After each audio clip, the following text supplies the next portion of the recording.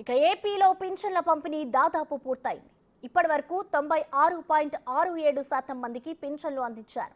రాష్ట్రంలోని 65,49,864 మందికి గాను ఇప్పటి వరకు 63,31,470 మందికి పింఛన్ పంపిణీ పూర్తయింది.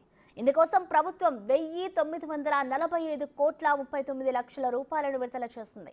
15,13,752 మందికి ఇళ్లకు వెళ్లి ఇవ్వగా మరో 48,17,718 మందికి బ్యాంకు ఖాతాల్లో జమ చేశారు.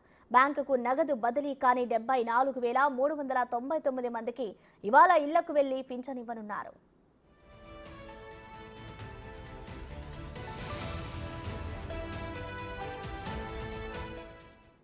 అయితే పింఛన్లు ఇప్పటికే పంపిణీ చేయాల్సి ఉండగా 1వ తేదీ బ్యాంక్ హాలిడే కావడంతో ఆలస్యమైంది. ఈ నెల 5వ తేదీలోపు పూర్తిగా పింఛన్లు పంపిణీ చేయాలని ప్రభుత్వం ఆదేశించింది.